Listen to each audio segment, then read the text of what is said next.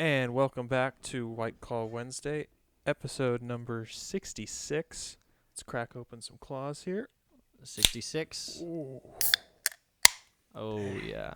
All right, digital chairs. Digital cheers, brother. Ooh. Refreshing. So refreshing. I was looking at, so for those of you that don't know, we actually have a White Claw Wednesday podcast Instagram. Although we haven't really done anything with it. I just sort of made it because I had seen some fake White Claw Wednesday things out there. Yeah. And I was like, oh shit, like I'm going to claim the tag, you know? Uh-huh. Good idea. And I was reading, we made one post, and I was reading the post, and I don't know, I cracked myself up, to be honest, because I was like, oh, this has been such a refreshing hobby, and then I put like a winking emoji. That just reminded me of it right now, us being like,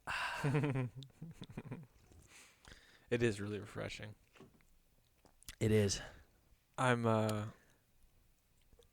now officially overwhelmed with the amount of White Claw brands or White Claw subsections that I didn't know about. Dude, isn't it You crazy? know? We were talking about this last week, and yeah. then did I text you or did I send you that today? Yeah, you sent me that DM on Instagram with the Surge, the White the Claw Surge, which is like 8% or something like yeah. that. And I was like, wow, we got to it before it was cool, you know? Like we had talked about it. And I sent you this, like, dude, look at this. Yeah, dude. I mean, we gotta really link good. up and get those. I want to try those iced tea ones. I want to try that peach iced tea. So Ooh, God. Talk about refreshing. Yeah. I wonder if there's caffeine in it. No way. What am I saying? It just tastes like iced tea. It's just the flavor, just the flavoring. Yeah, dude, those Surge ones look really cool. They look like kind of like monsters, you know? Like I feel like if someone was in a convenience store and they walked in and they were kind of by where the energy drinks are. Like, yeah. Oh, Monster, Red Bull, NOS, like, oh, Surge. Like, fuck, yeah, that sounds awesome, you know? Surge. They could totally grab it. That dark blue color on them. Mm-hmm. That's kind of cool. I like it. And it's kind of got the same size can as like an energy drink. Yeah, and 8% is a lot. You know, in terms of... That's like hardcore IPA right there. A seltzer. Well, I shouldn't say hardcore IPA, but it's like an IPA. A nice, solid IPA with a lot of alcohol. And then you bridge into the double IPAs. So maybe, who knows? Maybe White Claw is in works right now trying to compete with double IPAs. Whew. Double IPAs are like 15% or something like that. I think, yeah, there's something crazy. I'm definitely not a fan. Yeah, they are... Whew. Feels like it's like the hard alcohol version of beer. You know, it's just... It's just tough to put down sometimes. Well, it doesn't taste good, too. You know, like, beer can be refreshing. Yeah. But when you get to that point, it's not refreshing anymore. You know, like, you can... I mean, it sounds crazy, the people that don't drink beer. And I'm going to sound like an alcoholic here, but back me up so I'm not alone. You can, like, train yourself to like beer, you know? I mean, whoever drinks their first sip of beer and it's like, oh, my God, like, this tastes so great, you know? That doesn't happen, you know. But then you start drinking it more and more and more, and then okay, now your brain is like, I don't know, is like used to it, and you're like, man, Corona, God, that sounds so good. Just a Corona on the beach, you know, with a lime in it. Maybe I'm just picking out one of their ads that I've been remembering, but man, does that sound so good. Yeah, no, I 100% agree with you with the whole you can teach yourself. I remember when I first had a beer, I thought it tasted like nasty soda. But as I've grown older, I've realized that, that Corona and lime thing you're talking about is pretty accurate for me, too. Like, I remember the first time I had a Corona with a lime in it and some salt. Oh, it was really good. Next level. I felt kind of like... Next level. I felt like that was a moment where I realized, oh, okay, beer can be enjoyed as like a refreshing thing. And something about the glass bottle. And then I think their Yeah. advertisements, just the way they do ads is so good. Yeah, they have great marketing. They have great And think marketing. about all the times you see Coronas in Fast and Furious movies. You know? Ooh, They're yeah, drinking that's true. those. With the barbecue. And it's like, oh, they're drinking them at the barbecue. The iconic, like, and they toss you a beer, you know? Like, yeah. It's like they do the thing where they don't even look. They just show it to you, and they're like, yeah. And then they just toss you it, you know? Yeah. Yeah. It just makes you, it gives you that whole relaxed family cookout kind of vibe. And now, I mean, we're kind of going off on beer, but I mean, White Claw is taking a big part of the market. You know, like you see every company having hard seltzers now. It's kind of disappointing, you know? Like I feel like it doesn't, like people aren't really appreciating the true seltzers out there, you know? And when you got all these companies trying to compete and trying to get some market share, it just doesn't make me feel good because, you know, I think the goal would be just to lower the price below White Claw and then somehow you would get, you know, customers that way. Yeah. I don't know. Just stick to your guns, people. Stick to your guns.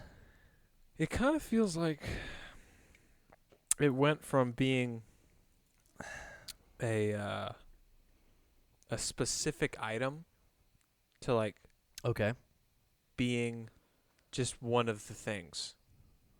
Like it's just one of the guys now. You know what I mean? Like yeah. Because when you think about all the categories of alcohol, I used to think of like when I first learned about White Claws, I thought of them in like a separate arena in a way. I kind of put them in like the cider. Like when you had like hard cider or the cider, Mike's Hard Lemonade. That's like Mike's Hard Lemonade. That's kind of like what I was imagining, and I was just sort of clumping it in with those sort of drinks. Yeah, me too. But now that it seems like every major alcohol company has their own seltzer. Hard seltzers is basically listed. If you're talking like you got like your hard liquor, you know, rum, whiskey, tequila, vodka, so on and so forth, and then you have your, you know, just like your normal alcohols, wine, beer, and now like you throw in hard seltzer. It's like that's like its own. Dude, what? I feel like it's in there with those two as like a major It's a major player, dude. It's a major player. What do you think? Like, what was the takeoff for it? You know, because I feel like we got in pretty early, but then again, I feel like we didn't at the same time. You know? Yeah, I agree. So, to me, like, I don't know what that point that like what was the catalyst for the hard seltzers? You know, I mean, White Claw specifically was like the company to take off. And then you had Truly competing, and now it's just like this cluster of whoever wants to get into the hard seltzer game, you know? It's like crazy. Like, what do you think the catalyst was? I like to think it was college youth. Yeah. Because I think you had a big thing going with like before the hard seltzers came into the game, you know, with the Mike Hard Lemonades and the ciders. Yeah. Where you had this this preconceived notion that you were soft or like not cool or not a tough guy or whatever if you were drinking those at a party. Yeah. And I think that kept that, you know, from that arena of alcoholic drinks, it kept it from thriving. But then once the hard seltzer came out and once, you know, cool dudes like cool frats were like, "Oh yeah, let's start drinking White Claws. Like these are awesome."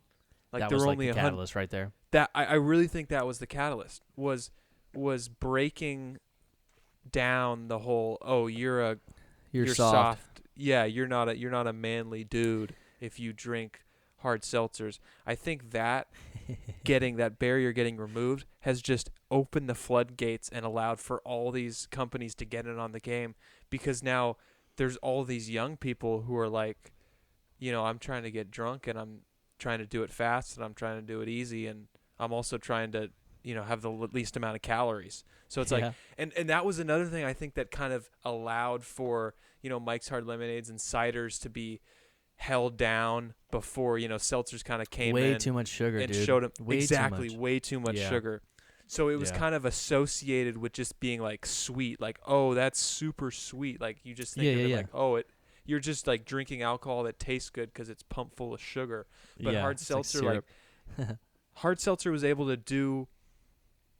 It really was kind of like the perfect way to get drunk in a way, because you think you're I mean, we started a podcast around it, so exactly, you're either taking in too many calories with sugar in order to have alcohol that tastes good, or you're trying to get drunk really fast by drinking terrible tasting alcohol like vodka or something like that, like just drinking vodka straight, or like trying to pound like 6 Mike's Hard. Like both those options, just they sound terrible compared to having like 4 White Claws. You know what we should do? We should all have like a little shindig, and we should have like a little spinner, and everyone that shows up has to spin, and it's like White Claw, like IPA, Mike's Hard. Maybe he gets like some seltzer or some some cider in there. Oh yeah, or then just straight shots or something, and you spin it, and like you have to, like whatever you land on is like you have to do that for the entire night. I think that'd be a fun little twist. Oh, at the start of the night, like when you first get to the gathering, you're like you spin your wheel, and you're like, that's what you're drinking. It's like the entrance, like you boom, you enter, and it's like, Oh, would be also a good way to do that if you don't want to make a wheel. You have roll a dice. Well, you could roll the dice, but you could also do a quick game of something. Like what? Like depending on what your party size is, that would really determine the game. I'm a small party. I'm a tight knit party guy. Tight knit party guy. I mean, if it's tight knit party, you could do like a game of BS or something. Oh yeah. Or speed. Where you play for second, third, and fourth, and so on, instead of just ending the game of BS after first. So in a way, every time the next person gets rid of all their cards. Yeah. Like, but that wouldn't work, because then there's cards in the pile. You can't. Can you not play BS? No, you can't play BS. I don't know where you're going with this, dude, but what I'm going with this is what I want to have happen is I want to play a game where you rank the members of the gathering. Like when the game finishes, you have rankings for everybody who played the game, and 1 through 5, 1 through 7, whatever it is. That's the order of getting to choose what you're drinking for the night. I'm down, dude. Whatever you just said, I'm down. I didn't follow it, but I'm down, bro. You set it up, dude. Maybe a career change. Maybe event planning. Party planning. Excuse me. But I don't think it's a good career change just because I couldn't get you on board right now. I mean, I got you on board. Well, you're just being nice. You're not following what I'm saying correctly. Yeah. I really don't know how you do it, but I do like the idea of competing for who gets to drink the best alcohol. Frank, do you have a LinkedIn? No, I don't have a LinkedIn. Should I get a LinkedIn? I mean, you know what a LinkedIn is, right? Well, I don't think you necessarily need it. Of course I know what a link. Yeah, of course I mean, know what a LinkedIn is. As soon as you knock on that agent's door and they ask you, do you have a LinkedIn? Then yeah, you should get a LinkedIn. Like if they're asking you that, then yes, you should get one. I mean, I don't think it's very popular for acting and stuff or actors. I don't know how it works, but I'm assuming it's just like your agent is like your go-to, right? Yeah, your go-to, and then there's also, if you don't have an agent, there's casting websites that you go to find out about open casting calls and stuff like that. Right on, dude. Did you get? But that might be on LinkedIn. Who knows? No, I did not get a haircut. Well, you trimmed your beard. I did. Yeah, I'm just saying, you look clean cut right now. Oh wow, thank you, Ryan. Yeah, my hair is just. What did I move myself to a bad angle and I lost it there real quick? No. Oh, okay. Look good, man. Well, what I was gonna say is that my hair varies. It depends on how it's styled for the day. So sometimes it looks like I got a haircut when it's in like a different form than it usually is. And also, I'm growing out the beard for a role I have in a short film coming up at the end of May. So. Oh hell yeah, dude. Yeah, it literally looks like you spent like 20 minutes on it today. That is how good the hair looks right now. I'm not even lying. Wow. I know. And I'm not afraid to tell you that. Because, Thank you, dude. One, we're friends like that. And two, I got to be real. It never looks like this. So, hey, Okay. hats off to you, buddy. Well, this is a special episode then. I really like to, that's what's great about having all these episodes is we just, you click on an old one and then suddenly you're looking at yourself and you're like, wow, I look a lot different in this moment of time. It's kind of fun to create a little week to week log.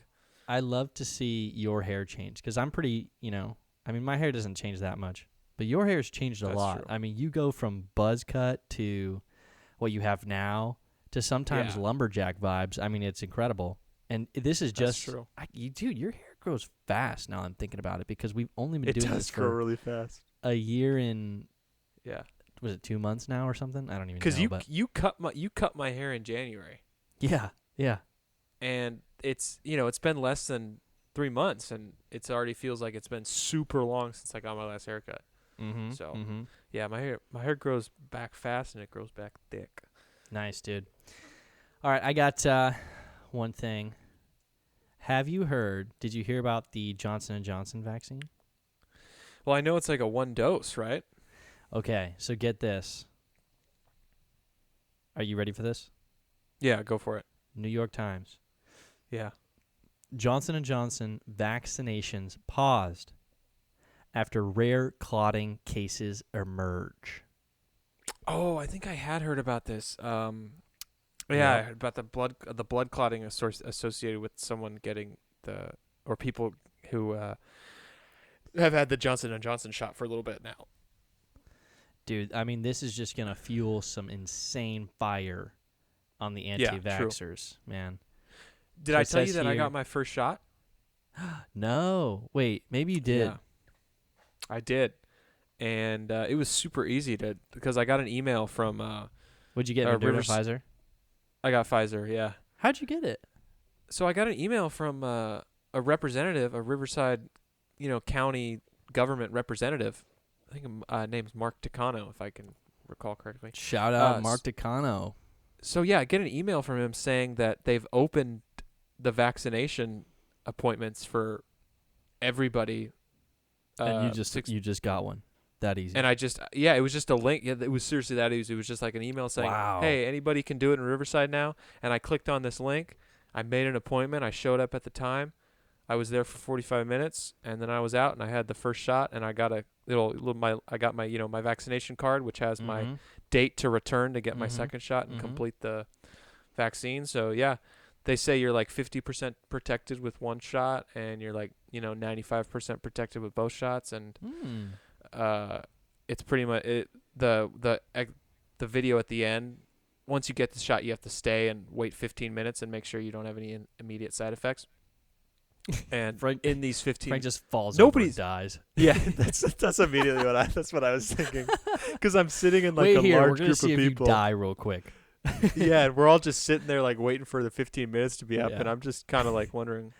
Frank, I was. That's what I was thinking. I was like, it's a good sign that there's so many people here right now. Yeah. And everybody's just sitting here and waiting, and nobody's like freaking out or anything. I'm just imagining you sitting there like twiddling your thumbs, like looking at everyone else, seeing if anyone's having any reactions. You're like, how you feeling? You feeling okay? All right, I feel all right too. Yeah, I mean, I was really like, I want in those kind of situations. I think about the conspiracies. People. The anti-vaccine people who are like, microchip this, microchip that, whatever. Yeah. And I kind of, it's tempting. I mean, it's hard for me not to like make jokes about that we can joke about it, dude. I'm talking about like when I'm at the vaccine place, Oh, it's hard for you like, not to make jokes about when you're there. Like when I'm there. Exactly. Yeah. Like I really wanted to like look to the person, next to me and be like, man, I hope mine gives me superpowers. So say something dumb like that, or I don't know. Or like when I was waiting to get cleared by the nurse to go into the line for the Pfizer shot, I see the Johnson & Johnson area vaccines, and the Johnson & Johnson area is way less crowded. So the Pfizer is all full of people, and the Johnson & Johnson has just a few nurses giving the shots, and then has a small amount of people coming in and out. Like there's no waiting line in the Johnson & Johnson area. It's just like very select people like getting over there. And I asked the nurse, I said,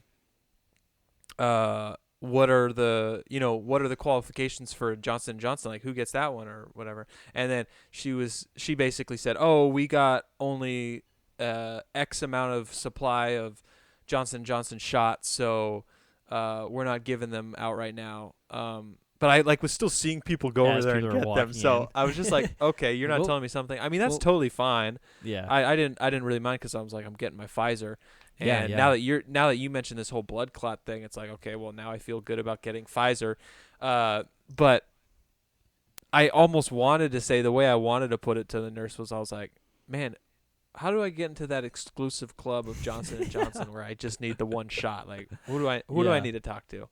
I mean, that's honestly the vaccine that I want, is the Johnson & Johnson vaccine. Yeah. So like 6 people had developed like blood clots, but honestly, I'm willing to roll those dice. Like, I am really not afraid. Like, that's like super, super rare, you know? Like, I feel like everyone's blowing this out of proportion. Everything, like 6 stuff people? like that is often blown out of proportion, you know? I feel like, well, especially now, especially like with a vaccine, it's like, oh my God. Yeah. Like, I'm a New York Times editor or writer or whatever, and I hear about this, and I'm like, this is going to get so many clicks. I'm going to clickbait everyone and think this is something terrible, when actually it's really not that big of a deal. Yeah. So yeah, I'm hoping to get the Johnson & Johnson vaccine. Hopefully I get to join that exclusive club. Maybe I have to pay off the nurses or something. I don't know. We'll see. Maybe. Yeah. So I'll be fully vaccinated by May 10th. That's my return date. So the way you're describing it, I'm like imagining a bouncer in the front and like like a strobe light behind the bouncer, and he's like guarding the vaccines. How it was, because it's like you have this one point of entry to get to the spots where you're taking the shot, and at this one point, it almost felt like 1 in 20 people were getting sent to the Johnson & Johnson. It actually felt like kind of almost totally random to me in a way. Like, I don't even know if so did they tell you when you got emailed? No, they didn't tell me. I just walked up there with my appointment card, and I had done the e-file check-in, or the internet check-in, whatever they called it, and they pretty much just wrote down Pfizer immediately. They're just like, oh, Pfizer, here you go. And I was just in the Pfizer line. Nice. Question. Yeah. What happens if you lose that vaccine card? Did they tell you? No, they didn't tell me. They didn't tell me that, no. I mean, I'm assuming they can just print you another one, but like... There's like a do not lose on it. There's got to be safeguards on it. Right, like there has to be some sort of safeguard. They've got to store it in some database. And it's kind of frustrating because the vaccine card isn't really wallet size. It's huge, right? It's like way bigger than... Yeah, it's not necessarily huge, but it's just not wallet size, you know? Like, I really wish they could have made it like the size of a credit card.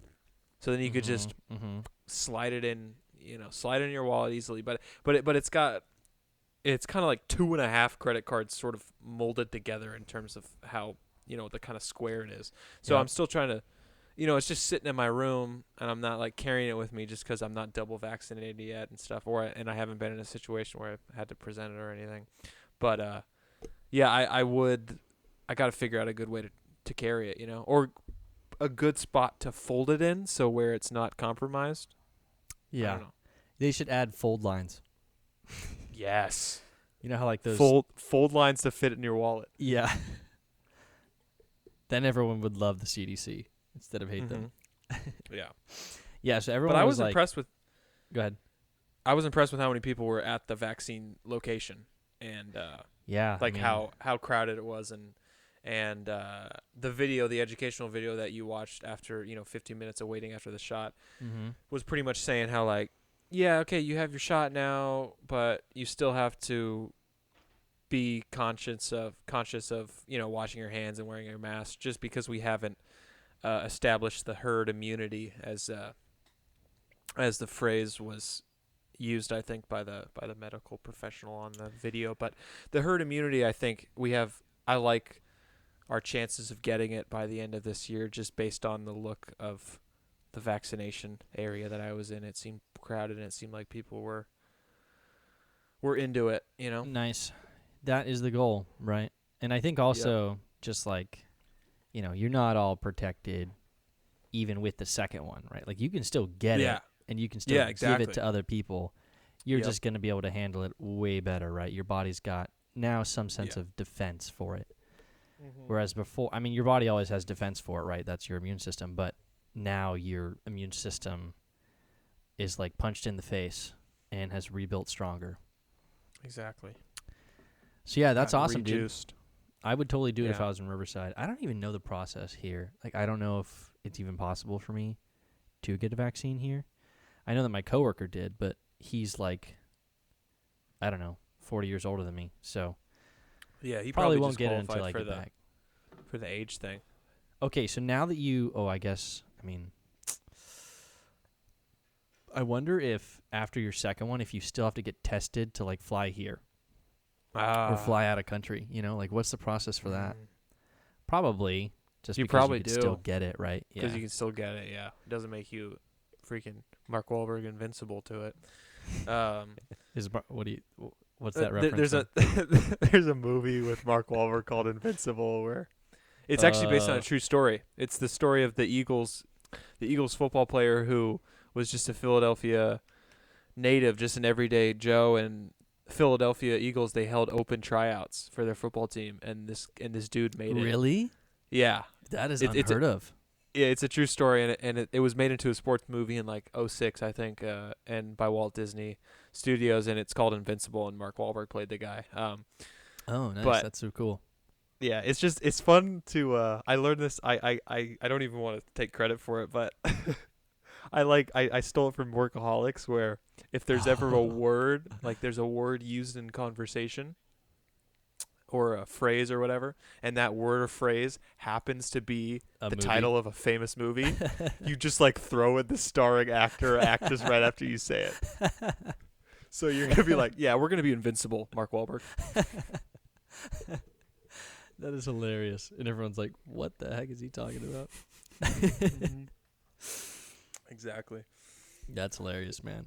Yeah, so all my coworkers were like joking around about it, and one of them's like, the reporting on this is crazy. 6 people in 7 million developed a blood clot, 6 and 7 million? 6 and 7 million. And then he's like, women have a higher chance of a blood clot just taking birth control. And they're on a ton of fear-mongering articles about it. Yeah. It's pretty funny. Because I was literally like typing up a message like, oh my God, like that's so, like so scary. And then he sends these 2 messages, and I just like start backspacing my comments out.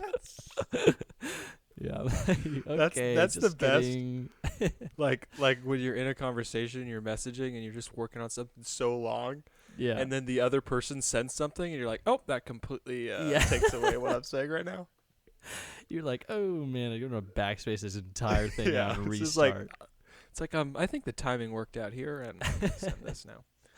Or you send it, oh my God, or like you've typed up this long message, and then you send it right as you receive the message, and you're like, the other one, this doesn't make sense anymore. Yeah, this completely ruins this. Shit. Oh man. All right, so I also heard about this situation happening in the South China Sea. Are you familiar with this? No, South China Sea. No. South China Sea. So that's like Indonesia, Philippines, Vietnam. Like that's kind of like the border. Singapore, I believe, is close by there. And of course, China. Yeah. And what China has been doing, I'm not sure if you know about this. What China's been doing over the past like 10 years, I think, they've been just creating islands, because I guess I don't know exactly why, but from what I know, there's got to be a loophole within like international law to where you own the like 5 nautical mile radius around the land in your country, right? Mm-hmm. And so China just starts buying sand and creating these little islands, and it's just claiming them as their land, and therefore now they have 5-mile radius around it, so a 10-mile radius essentially. Isn't that insane? Isn't that crazy? So they're just like creating land in a way. They're just creating islands. They're just buying a ton of sand, and they're just dumping it in the ocean and just piling it up. And then making an island. What the Yeah, heck? yeah, dude, I know, it's crazy. Damn. So apparently there's a bunch of disputes about like these little islands around the South China Sea, and like Taiwan claims some, and the Philippines claim some, and China's like, no, they're all ours. So Yeah. basically, like, there's some serious tensions that are happening in the South China Sea, and and also there's some stuff happening in Ukraine. Have you heard about what's going on in Ukraine? No, I haven't. Dude, I love being your news source. This is great. In Yeah. Ukraine, Russia has occupied. I mean, let me just preface this by my knowledge is based on a map that was posted in the subreddit called Map Porn. And yeah, it's actually a great subreddit. You all should join it and take a look at it. Okay. Yeah. So, I guess they're occupied 2 like regions of Ukraine right now with their forces, and I mean shit's going down. So World War III, I mean nobody's really talking about it right now, but like, yeah, things could get out of control real quick with these 2 situations. I remember at the beginning of 2020, it was very much like World War III might start right now.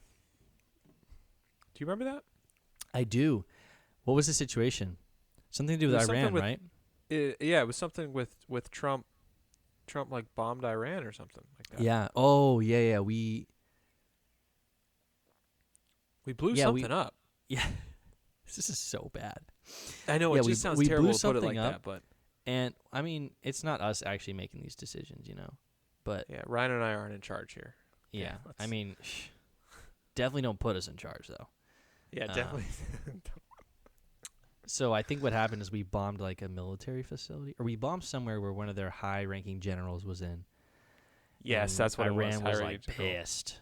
Yeah, and there was like a bunch of bad media about it. It's like, yeah, the New York Times wrote an article about, I think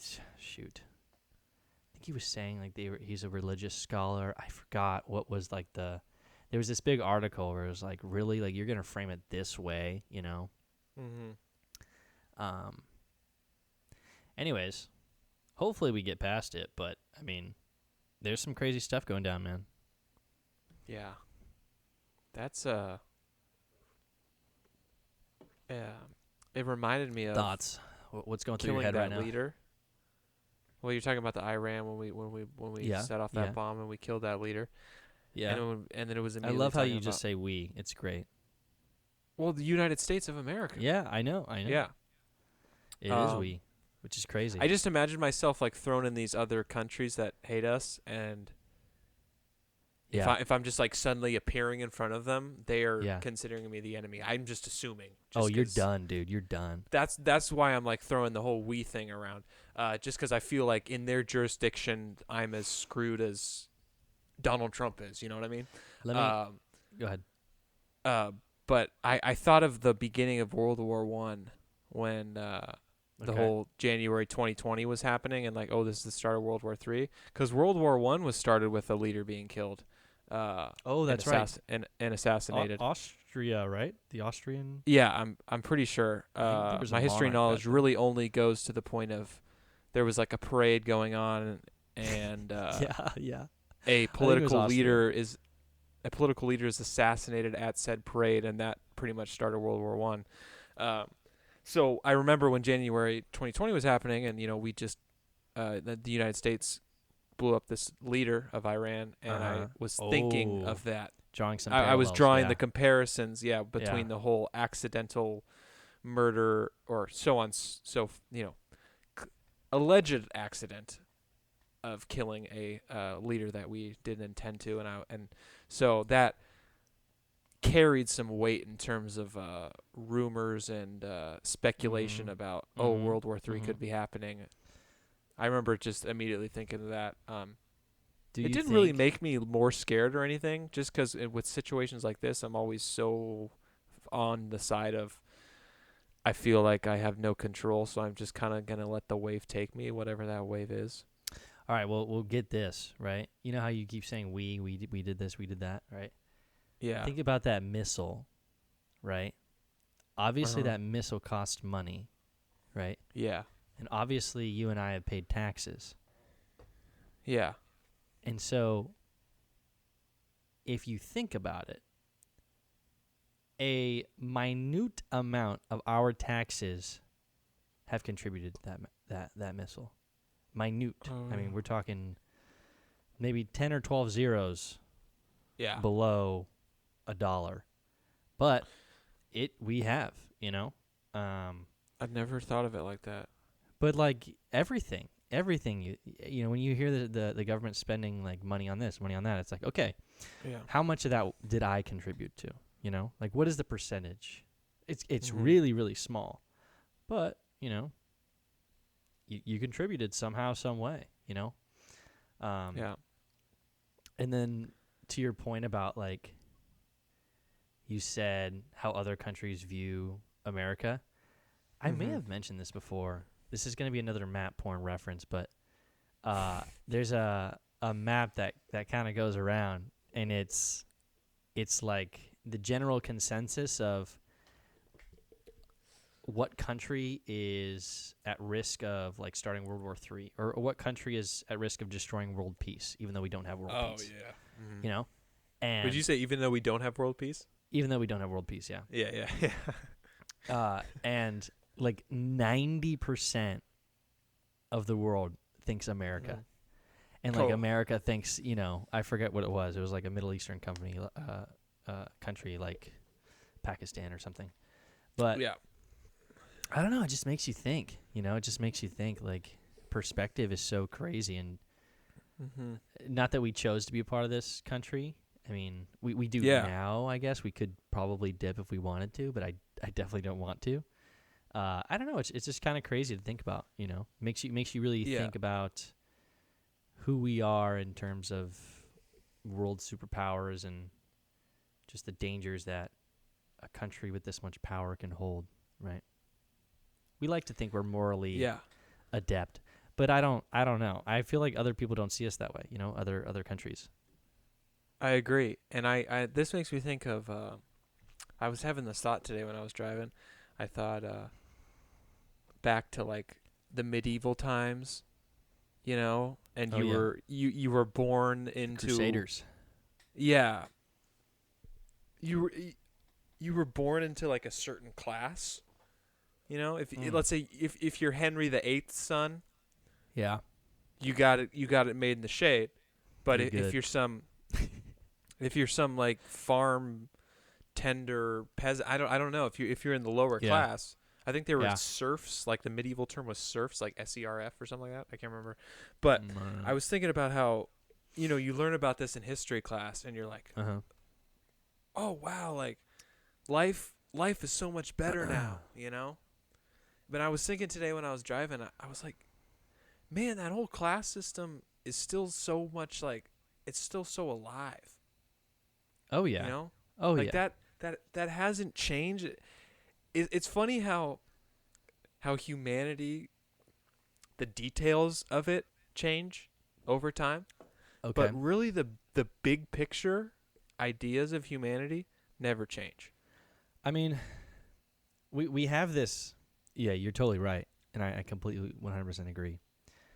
I mean, if you compare, right, when you think about like, okay, a being, animal, whatever, insect, doesn't matter. A living thing is growing and is communicating with one another and is working together, right, to boost themselves, basically, right? Like they want to grow as a population. Yeah. This is like the basis of all life, you know? Like that's why but this is my point.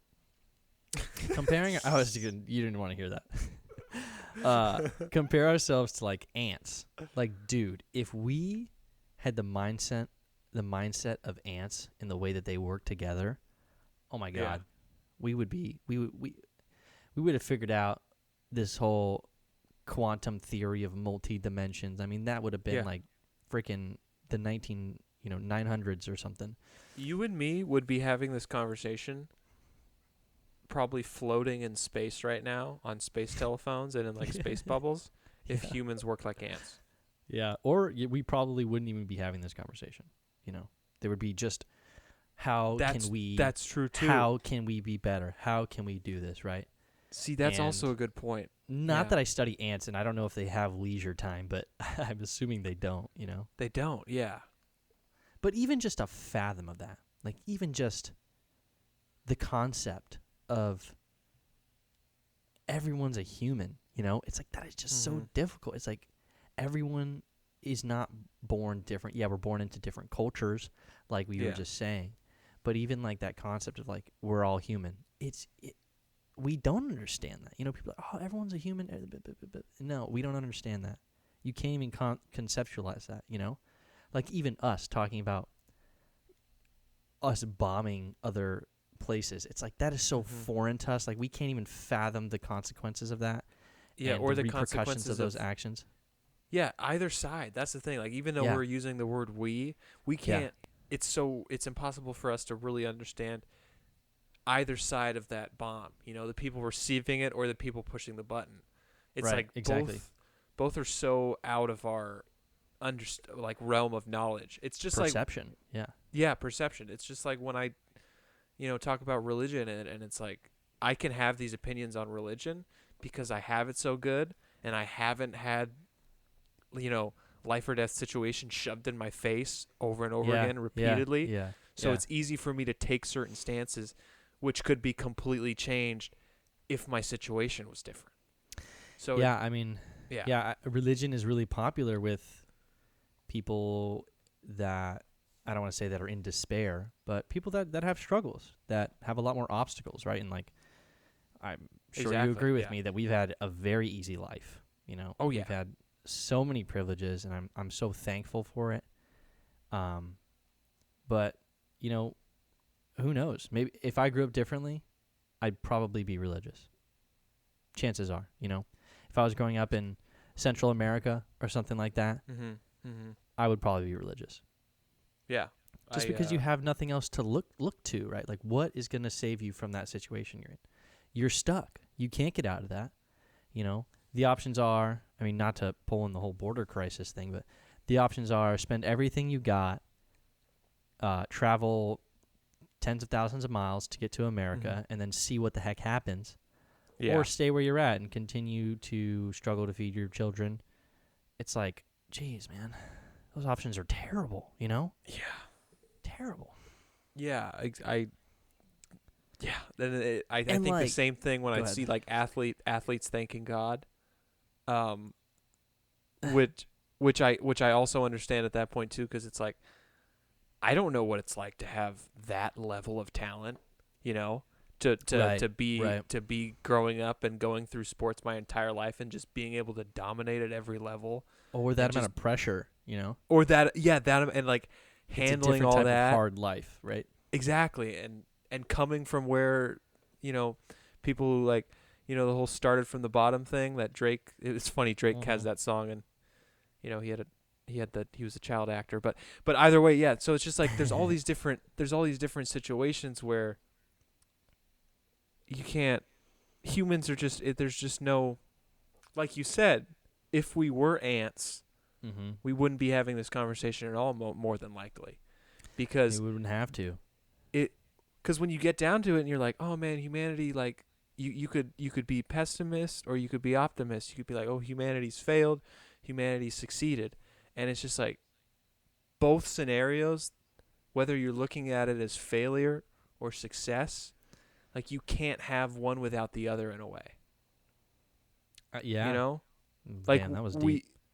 We wouldn't have been able to achieve all we've had without all we've failed. You know. For sure. So it's like there's really just no perfect option when it comes to having a conscious mind, you know, because you're not like we're not programmed to do XYZ every day and repeat and wash and you know rinse and repeat like that. We're not programmed to do that. So because of that, gigantic failures are going to happen, but also massive successes are gonna happen.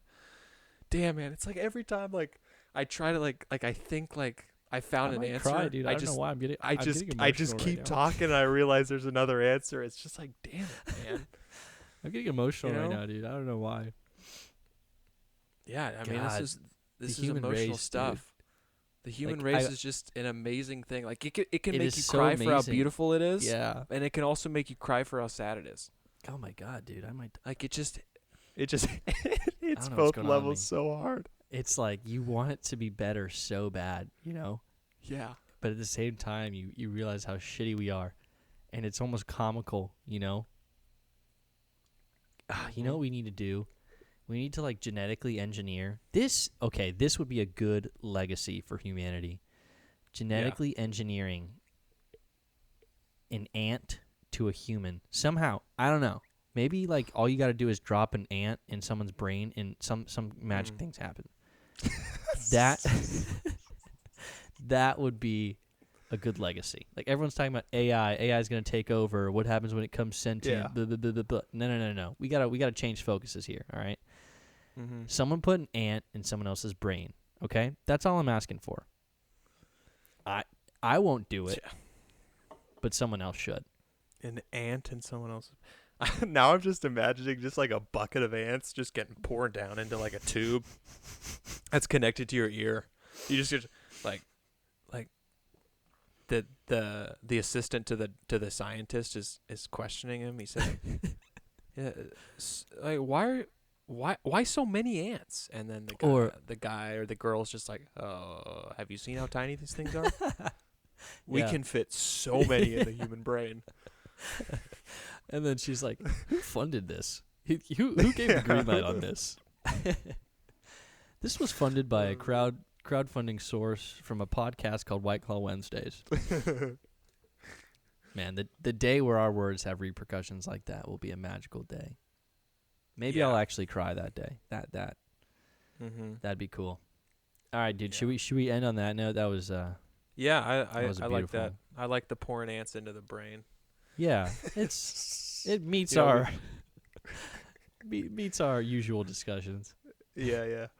All right. Well, episode 66 of White Claw Wednesday coming to a close. We thank you for listening. Absolutely. Love y'all.